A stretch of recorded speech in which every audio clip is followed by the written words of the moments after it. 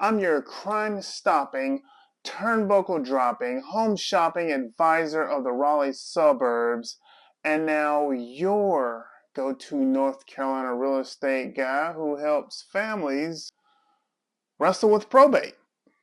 Instead of opponents in a squared circle, Rob Moore, aka Real Estate Rob. So today we're answering a huge question. What does the executor actually do during probate? And if you've never dealt with probate before, you might be thinking, well, they just hand out the money, right? Nope, not even close. Being an executor is like being the project manager for the entire estate. You don't just hand out the money, you gather it, you protect it, you document it, you report it, you pay people with it, and then you distribute what's left. If that sounds like a lot, it is. Don't worry, I'm going to break this down slow, simple, and in plain English. Now, if you're facing probate today and you're looking to sell your home, give me a call. If you're looking to purchase a home, give me a call because I've helped people just like you in your situation today, currently. My information is down in the description. Feel free to call, text, email me, set up a meeting on Calendly, and I will be more than happy to help out. Now, let's talk.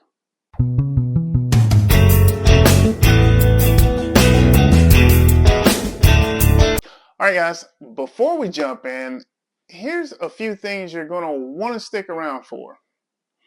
So, a few questions that may pop up are like, what if the executor forgets a debt? Can an executor get in trouble for making mistakes? Can an executor sell a house without asking the heirs? And what if the executor drags their feet for months? If you've ever wondered what that role really looks like from the inside, let's break this down. When someone passes away, nothing happens until somebody takes action. And usually that somebody is the executor named in the will. Now, the executor has to locate the will first and foremost, bring it to the courthouse, file a petition to open probate. This in plain English, it means walk into the clerk's office, hand them the will and say, hey guys, I'm the person responsible for handling this estate. Let's get this process started. And once the court approves everything, the executor gets legal authority, which is called letters testamentary.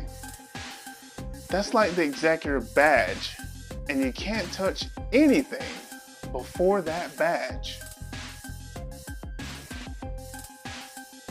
So this is where most executors already start sweating, and I don't blame them. You have to track down every heir, notify them that probate has begun, notify any known creditors, publish a notice in the newspaper for unknown creditors. Why? Because the court wants everyone, and I mean everyone who might have a legal claim, to know the estate is being handled. And here's where people get tripped up. If you skip someone, the court can make you go back and redo the entire process. What a freaking headache. And speaking of what if, here's a what if scenario. What if the executor forgets to notify a creditor, say a medical bill? Well, that creditor can come after the executor personally. Yes, personally. Meaning out of your own freaking wallet, not the estate's. And I'm pretty sure you don't want that.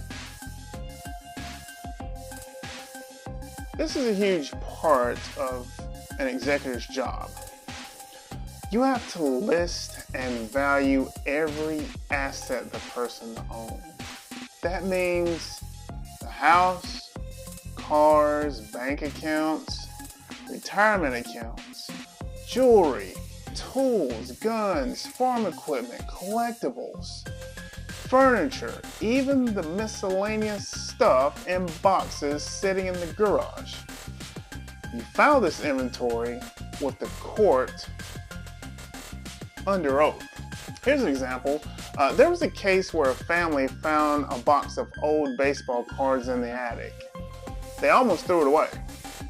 Turns out one of the cards was a Mickey Mantle rookie card worth $25,000. That one attic discovery changed the entire estate.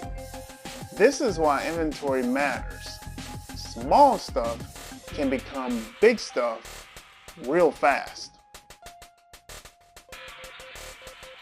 Once the executor has identified everything, their next job is to protect it. That means locking up the house, maintaining the property, handling insurance, keeping utilities running, paying the mortgage or taxes if needed. If the house sits vacant and say the pipes burst, guess who's in trouble? The executor. So here's a real story. There was a case in Georgia where an executor let a vacant home sit through winter without heat or anything. The pipes froze and it flooded the entire house. Guess what? Insurance didn't cover long-term vacancy. The executor was sued by the heirs for not protecting the property. So yeah, protecting the estate is a serious job and it should be taken seriously. Remember, you can't distribute anything until debts are handled. I know debts don't disappear when someone passes. The executor pays funeral expenses, probate fees, attorney fees, mortgages, car loans, medical bills, credit cards, IRS taxes, North Carolina state taxes, all before the heirs can get anything. Then the executor has to follow North Carolina's debt priority laws and pay in order.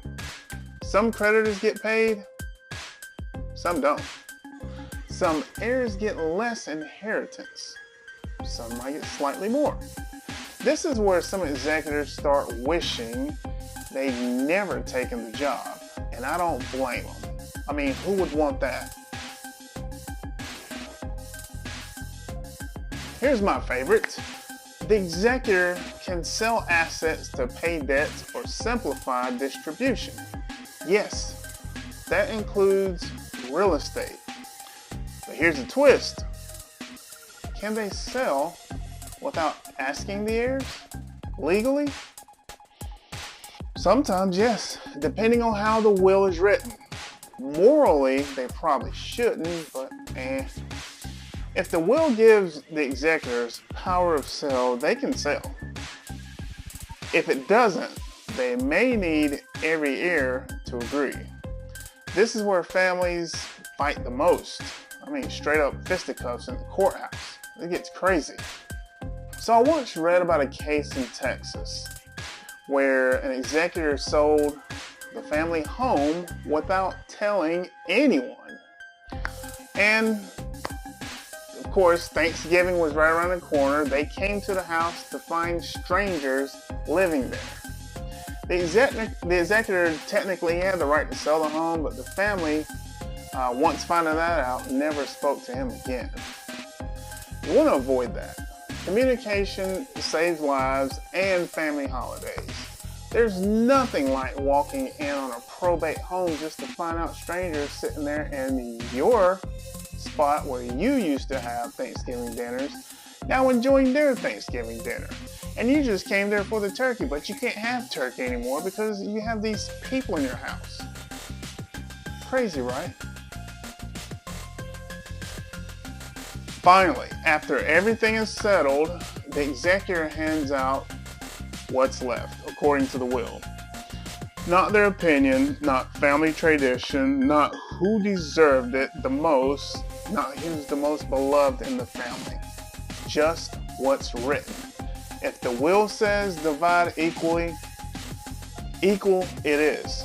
If the will says the house goes to John, then guess what? The house goes to John, even if Dave thinks he should get it instead. Executors can't rewrite wills, they just enforce them. After the heirs receive their shares, the executor files the final report with the court. If approved, probate is officially closed. Yay. You're done. You can finally breathe. Yes, executors can be removed, fined, forced to pay damages, sued by heirs, investigated by the court. That's why the job, while honorable, is not for the faint of heart. Being an executor is like being the referee in a wrestling match. Nobody cheers for you, everyone screams at you, and somehow everything is your fault, even when you're doing it right. Being an executor isn't a quick job. It's a detailed, step-by-step process that requires patience, organization, honesty, and open communication as well. It's one of the most important roles someone can play in a family, and one of the hardest. So if you're an executor right now and you feel overwhelmed, or you inherited a home and you're trying to understand what's next, call me.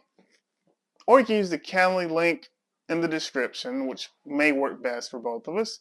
I help executors and families across the Triangle area understand probate, sell probate homes, and avoid costly mistakes. Oh, and tell me in the comments, have any of you ever had to be an executor before? How'd that go? Let us know. Your story may help someone else going through the same thing right now. All right, guys, I'm going to roll here with this probate series, this video series we're doing. I greatly appreciate you watching this one. If this one does not apply to you, but you know someone that maybe it will apply to, feel free to like, comment, share this video. And also, thank you for joining us. You could have been anywhere in the world, but you chose to be here today. So thank you. So if you're keeping up with this probate series, or maybe you're not, and you didn't quite see the last video, you might want to watch that, because that video was entitled, What Happens If Someone Dies Without a Will? As interesting as that sounds, there's a lot of good information in that video, and you can watch it because it's coming up next.